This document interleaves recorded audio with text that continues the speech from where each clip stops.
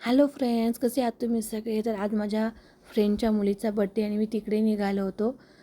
माझ्या केसांची स्ट्रेटनिंग गेली आहे, पण मी केसांना कलर दिला. आत्ता केसांचा कलर जास्त छान वाटतो आहे. मी दिल्यापेक्षा आत्ता वॉश केल्यानंतर केसांचा कलर जास्त दिसून येतो आहे आणि मला तो केसांचा कलर प्रचंड आवडतो आहे. इथे आर्यन रुसून बसला होता. त्याच्या पप्पांपाशी त्याला गाडी चालवायला बसायचं होतं, म्हणून त्याचं कधी काय हट्ट असेल सांगता येत नाहीत. इथे आम्ही सगळ्यांनी मॅचिंग कपडे घातले होते आणि योगायोग आला की सगळ्यांकडे मॅचिंग होतंही, त्यामुळे मग मॅचिंग केलं. इथे आर्यनला आत्ताच बनाना खाऊन घेतला. म्हणलं तिथे गेल्यावरती तो खेळायच्या नादात परत जेवतो की नाही माहीत नाही. हडपसरला मस्टिन हॉटेल आहे, तिथे बड्डे होता.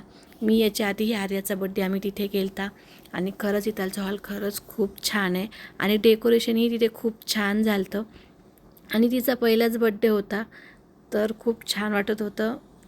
आर्यनचं नेहमीप्रमाणे त्याचं धावपळ चालू होती. ही आहे आमची बड्डे गर्ल, अजून तिचं आवरायचं आहे आणि इथं टॅटूवाले आले तर इथं आर्याचं पहिलं टॅटू काढायचं काम चालू होतं. आम्ही 1-1.5 महिन्यातनं भेटलो तर आमची मज्जा मस्ती चालू होती. म्हटलं चला यांनाही रीलमध्ये घेऊया आणि हे माझे सर्वात बेस्ट फ्रेंड आहेत.